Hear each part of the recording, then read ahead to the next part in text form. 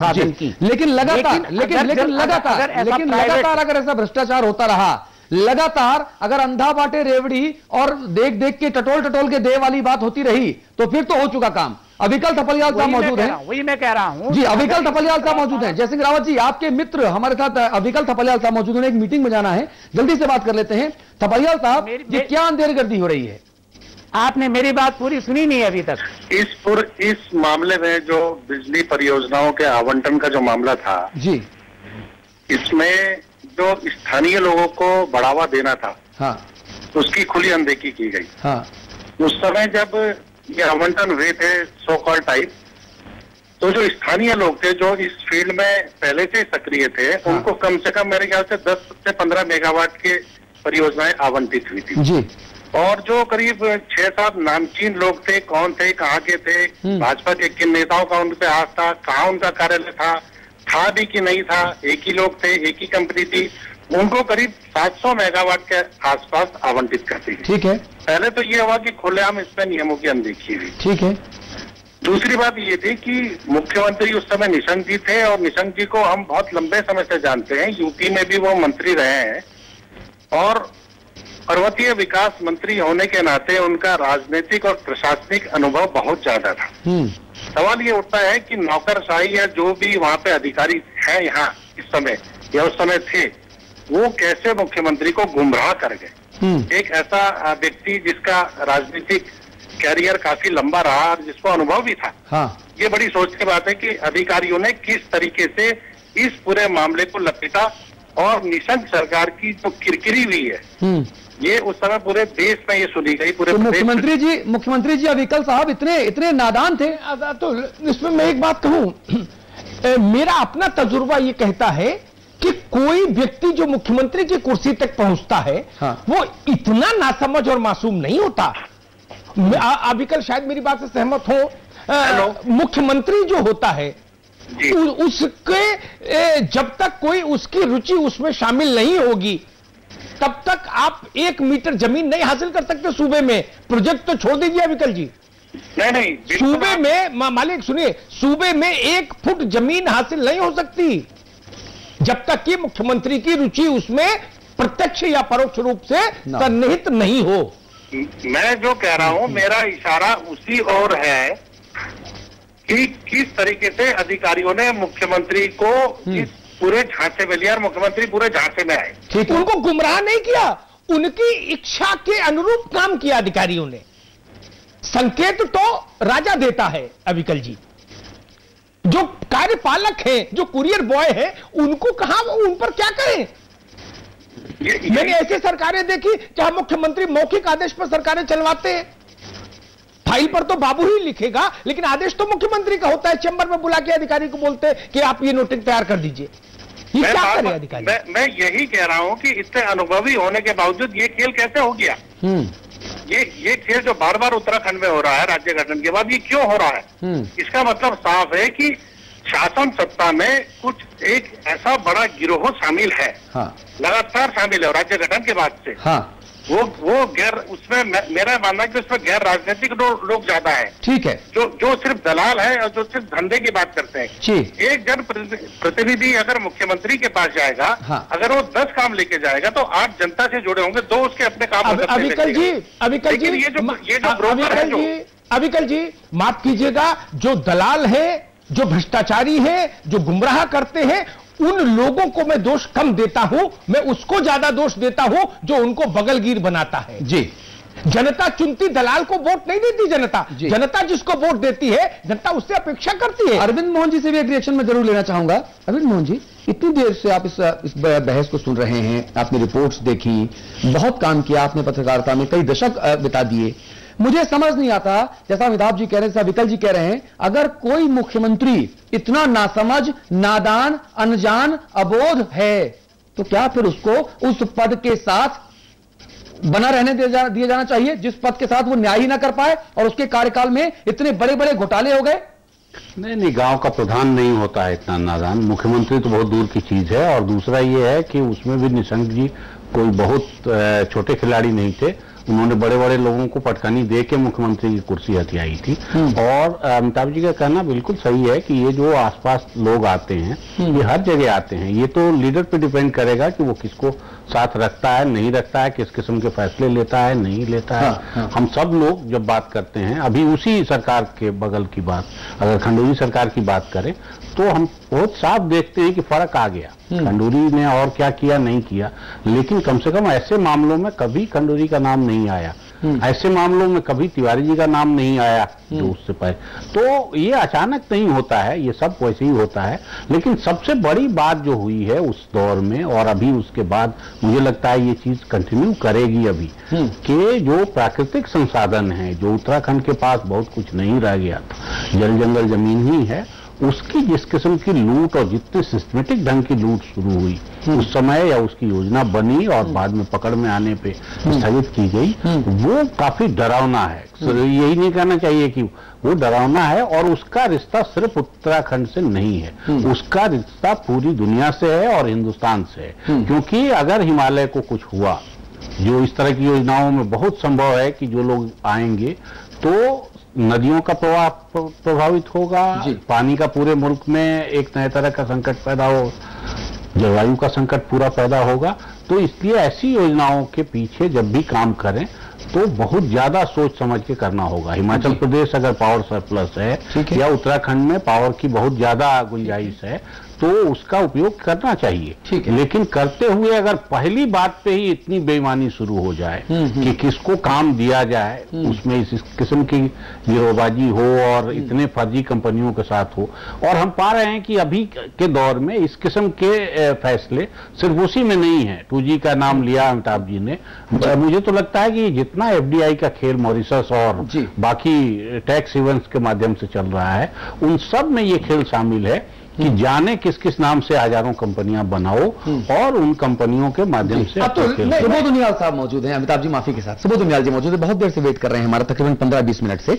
सुबोध उनियाल साहब, मुझे समझ नहीं आ रहा, जिस वक्त ये लूट खसोट हो रही थी, आप विधानसभा में भले ही ना हो लेकिन आप प्रदेश में जरूर थे, लोगों के साथ जरूर थे, और आपकी धमक तब भी इतनी थी जितनी आज है कि आप कहते थे तो गंभीरता से सदन के भीतर सदन के बाहर पत्र पत्रिकाओं में माध्यमों में संचारों में लिया जाता था।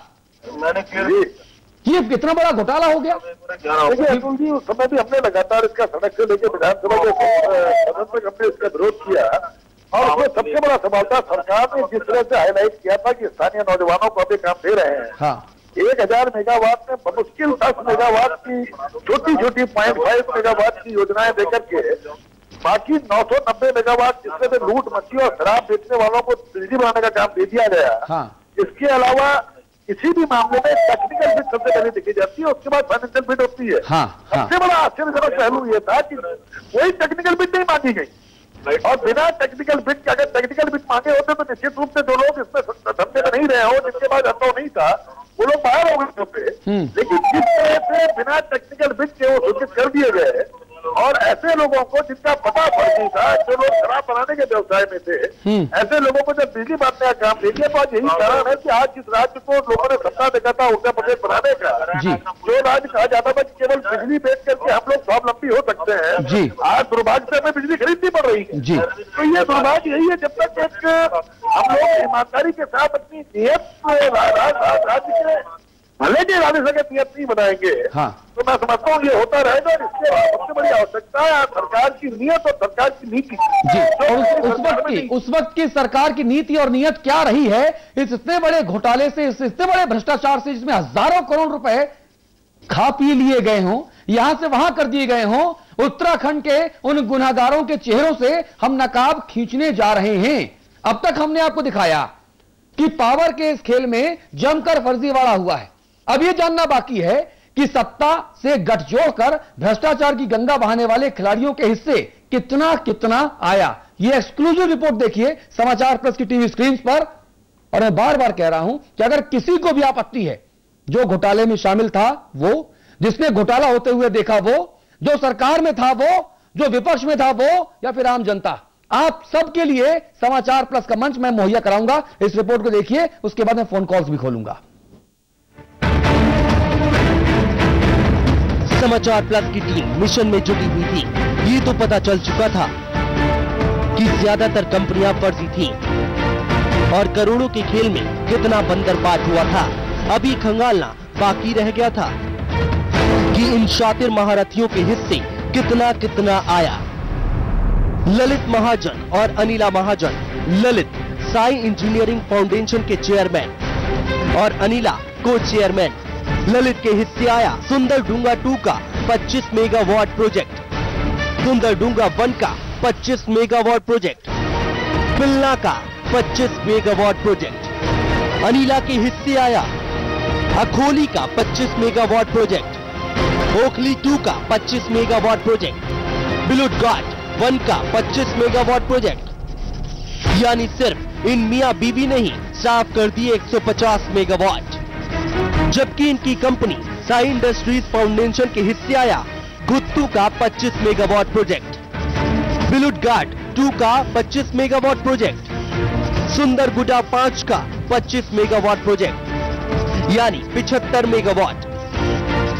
यानी ललित और अनिला ने ही 225 मेगावाट पर हाथ साफ कर दिया।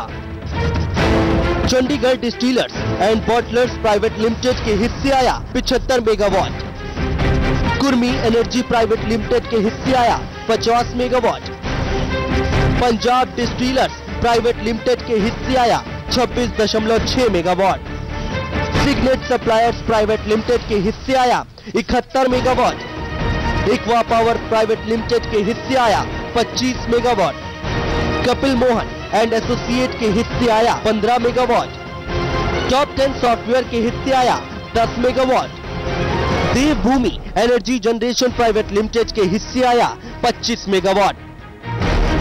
चौंकाने वाली बात यह है कि अगर ललित और अनिला महाजन के हिस्से को छोड़ दें तो बाकी सभी कंपनियों के मालिक या निदेशक अमित मोदी, दीपक सूरी, कपिल मोहन और के वेंकटरामा सुब्बा रेड्डी हैं। अब इन सब के क्या मायने हैं, ये तो जनता को बखूबी समझ आ रहा होगा। बहरहाल भ्रष्टाचार की पराकाष्ठा को पार करने वाले इस प्रोजेक्ट को विपक्ष समेत तमाम राजनीतिक पार्टियों के भारी विरोध के बाद रद्द करना पड़ा। उस वक्त से निशंक सरकार की जो किरकिरी शुरू हुई वो अब तक जारी है। ब्यूरो रिपोर्ट, समाचार प्लस। जी, मैं बार बार कह रहा हूं कि समाचार प्लस पर इस वक्त हम सबसे बड़ा खुलासा कर रहे हैं कि किस तरह से भारतीय जनता पार्टी की उत्तराखंड सरकार के दौरान पावर प्रोजेक्ट्स अपने अपनों को दिए गए, करोड़ों रुपए की हेराफेरी करके दिए गए, टेक्निकल बिड्स का भी ख्याल नहीं रखा गया, टेक्निकल स्पेसिफिकेशंस को भी नजरअंदाज किया गया और उस वक्त के मुख्यमंत्री रमेश चंद्र पोखरियाल निशंक के ऊपर इन घोटालों के सीधे आरोप लगे। और हम आमंत्रित कर रहे हैं हर उस शख्स को, हर उस जिम्मेदार व्यक्ति को जो संसदीय भाषा और मर्यादा में रह के इन तमाम तथ्यों के ऊपर अपनी टिप्पणी कर सकता हो। वो उत्तराखंड से जुड़ा कोई भी व्यक्ति हो सकता है, पत्रकार, राजनेता, शिक्षाविद, कोई टेक्नोक्रेट, कुछ भी हो सकता है, एक आम व्यक्ति हो सकता है। एक ब्रेक ले रहे हैं, ब्रेक के उस पार आपको हमारी टीवी स्क्रीन पर हमारे नंबर दिखेंगे, आप सीधे हमें फोन कीजिए और हम जो कह रहे हैं पूरी जिम्मेदारी, पूरे दावे के साथ कह रहे हैं कि रमेश चंद्र पोखरियाल निशंक की सरकार में पावर प्रोजेक्ट्स के मुद्दे पर आकंठ भ्रष्टाचार हुआ और पोखरियाल साहब की जानकारी में ये घोटाले हुए। तुरंत लौट के आते हैं। उत्तराखंड को किसने लूटा, किसने किया सूबे को कंगाल, कौन है दोषी, क्यों है जनता बदहाल, सूबे के पैसे से कौन हुए मालामाल, कौन है उत्तराखंड के गुनहगार।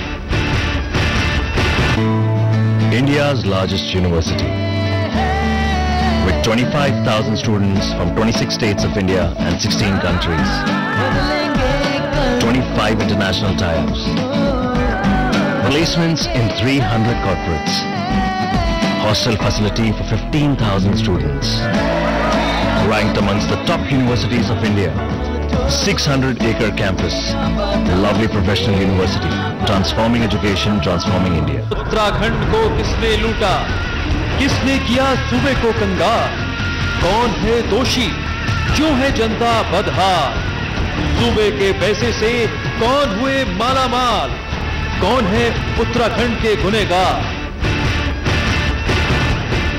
जी, और उत्तराखंड के गुनहगारों की सूची में अगर हम पावर प्रोजेक्ट्स घोटालों की बात करें तो उस वक्त की सरकार सबसे ऊपर है, और सरकार के जो मुखिया हैं उस वक्त रहे रमेश चंद्र पोखरियाल